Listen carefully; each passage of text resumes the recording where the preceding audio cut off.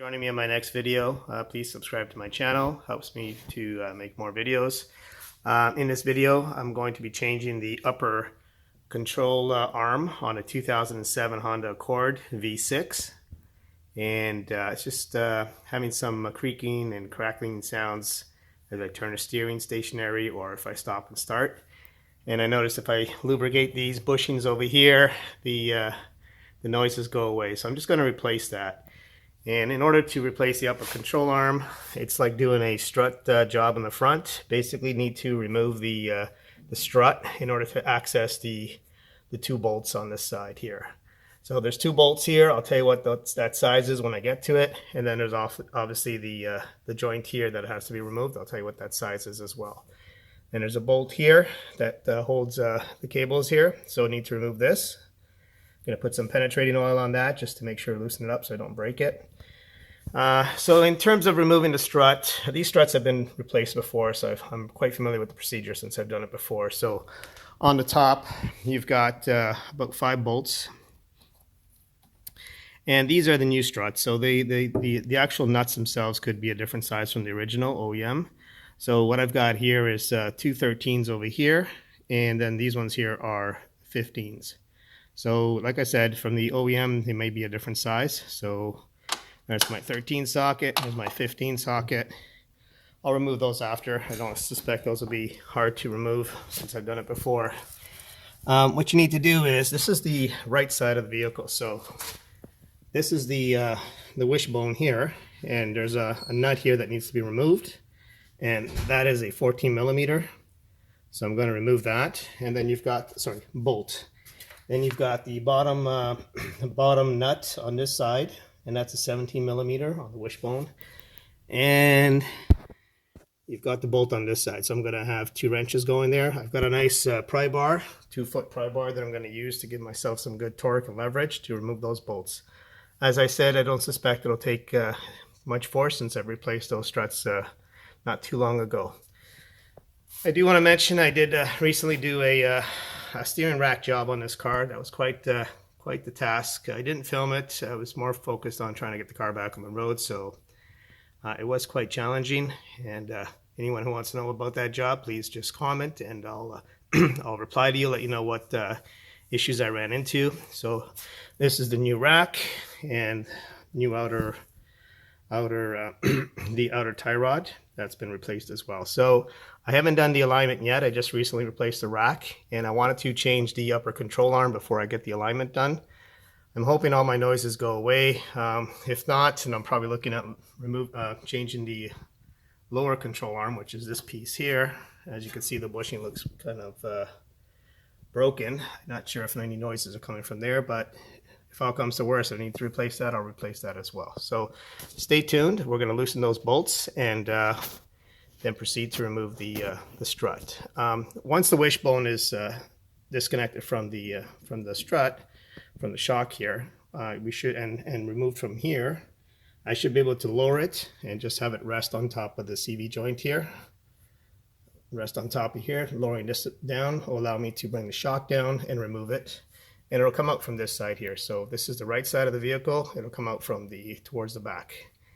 So once I got the strut out, then I'll be able to work on that upper control arm. Stay tuned. Okay, so I've got my 2-foot pry bar here with my number 14 socket on the upper bolt on the wishbone. I'm holding the camera with one hand and using the other hand to just and as you can see, it's quite easy, and reason being is, as I mentioned before, I changed these out probably about a year or two ago, probably a couple years ago. So that bolt loosened up quite easily, so not a problem there. So I'm going to do the same with the bottom bolts and see how that goes. Hang tight.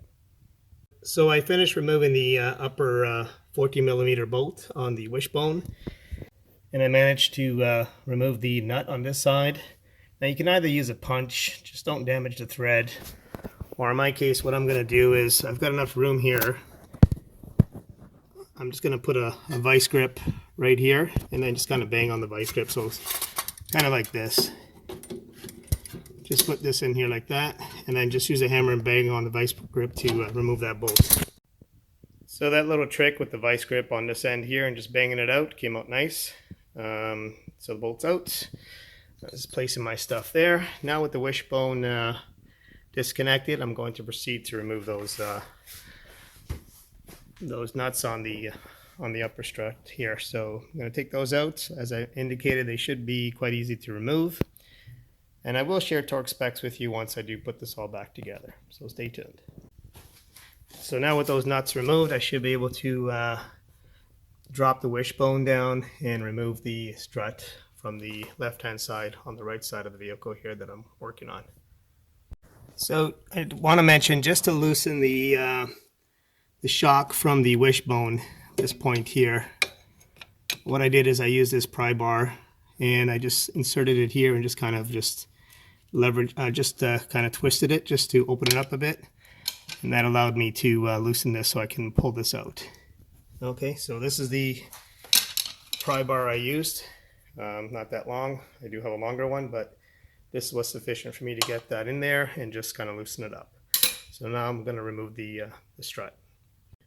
So the strut's been removed. One little trick, you might want to leave the upper mounts in place while you separate the strut from the wishbone. That way you have more room to play with. So it did come out. Just be very careful when you maneuver it through the left-hand side here. You don't want to damage any lines here. So, all right. So these are on the upper control mount. These are the 14mm bolts I need to remove. I've never removed those before, so I'm suspecting they're going to be a little bit challenging. Hopefully with my 2-foot pry bar, that's not an issue. For this here, the joint here, there's a cotter pin that you need to remove. It's quite dirty there. I'm not sure if you could see it, but I'm going to remove this cotter pin. Once I remove the cotter pin, I'm going to remove the castle nut, which I believe is probably a 17, but I'll confirm that as soon as I do that. Stay tuned. So here's a better view of the cotter pin. I just straightened out the ends that usually are bent over. So I straightened those out with the pliers, needle nose pliers, and I just was able to bang it in just a little bit, enough to expose the head here so I can get a pliers on that, and I'm going to just pull that out. Just wanted to show you what it looks like. Okay, so before going any further, I managed to remove the cotter pin. Here it is. We get a new one with the new control arm, so I'm not concerned about saving that. Before we go any further, I've just supported the lower control arm with the jack. Don't want it to drop too much. And I did start removing this castle nut here. It's a 17mm. Surprisingly, it was coming out quite easy just with a regular 1/2-inch ratchet socket. These 14mm as well, I didn't have to use my pry bar. I was able to just use my 1/2-inch ratchet with the 14mm socket, and both sides were quite easy to loosen. So I'm going to proceed to remove those bolts, these 3 bolts. Before I do that, let's not forget I need to remove this bracket here. So I'm going to work on that and get that out. As you can see, it's wet because I did spray it with some penetrating oil earlier. Okay, so that's a 10mm nut, and I managed to remove it quite easily. I guess putting that penetrating oil, letting it sit for a while did the trick. So with that nut removed, I'm able to then just bring this bracket down and get it out of the way. Okay, so let's proceed to remove those bolts, those 3 bolts on the upper control arm, and remove the control arm. So before you remove the upper bolts, you want to remove the lower one first. So after you've got the castle nut off, like I have here, I basically just started banging away hard over here, and eventually, as you can see, it's separated from the unit here. So just give it a few good bangs over here. I tried not to bang on this side. I didn't want to hit the line and do some damage. So banging over here. As you can see, loosened it up and it's out. Okay, that's the trick to get that out of there. And now I'm going to remove those 2 bolts, and this whole control arm should come out. So I've removed those 2 upper bolts on the control arm, and I do want to point out that this is going to move around quite a bit, this whole hub assembly here. And you don't want to damage this line here, so just be very careful. What I'm going to do is I'm going to basically try to secure this from moving and damaging that line. So I'll probably use some string or maybe jam something underneath here, whatever. Just try to secure this so it doesn't move around and damage your line. Okay, so I just used some string to support it onto the tie rod there. It's not that heavy, it's not moving that much, but I just don't want to put pressure on this line here, so that's why I've done that. Okay, so here's the old control arm. This is the right side, as I mentioned earlier, what we're doing. This is the old one. Most likely these bushings are worn out, and that's what's causing a lot of creaking and cracking as I'm turning the steering wheel when I'm stationary or as I'm braking or accelerating. I'm hoping this will do the trick. Once I change this, those noises will be gone, because I did notice that when driving in wet on a rainy day, the noises would be gone. So clearly something's getting lubricated that's making the noise go away. Okay, having said that, here's the new part. I just picked these up off a buddy of mine who has a parts place, and just aftermarket stuff, OEM certified, I guess. So here is the replacement. And just make sure that you know your right from your left, because they are different, and I'm speculating the only difference is going to be the fact where this connects to those lines up here. So clearly this is the right side, and this one in the bag here is the left side. Take it out, as you can see. This one here, the bolt is on the right side of it, so this will be on the left side of the vehicle. So I'm going to put that aside, and here's my new joint, new castle nut, and hopefully I do have a new cotter pin there, so I can put the new cotter pin in. I'm sure it's in here somewhere, I'll just have to look for it. Okay, so I'm going to proceed to put on the new one, and then I'll torque it up, and I'll let you know what those torque specs are.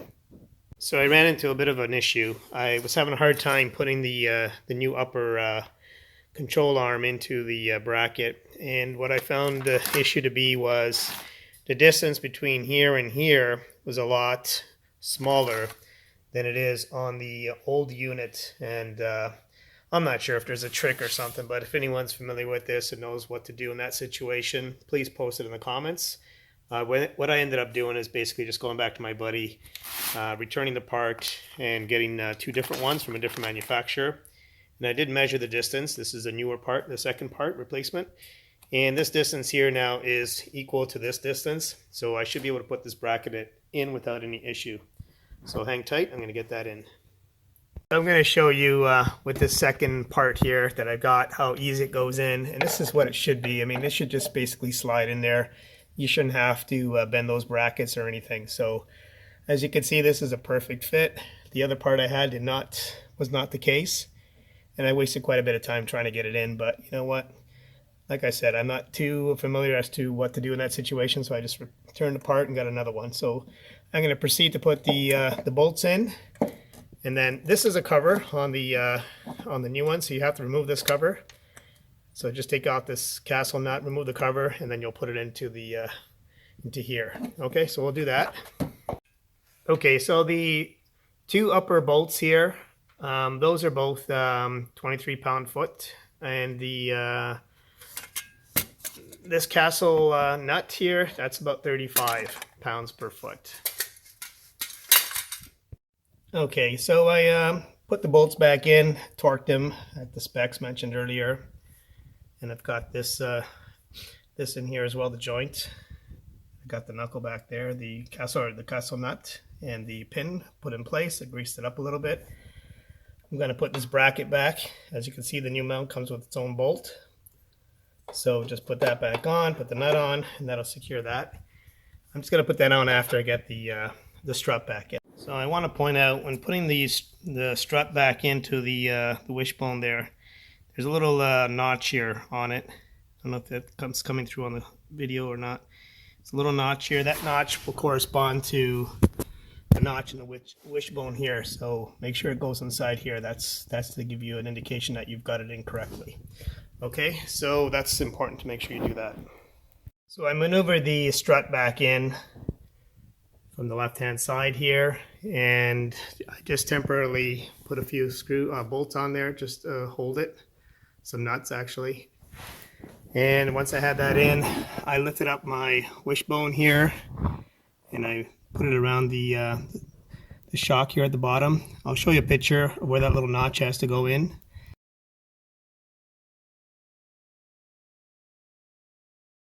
I've already just hand tightened the one bolt here, the top, and then I lined up, not sure if you can see this, and get some stuff out of the way here.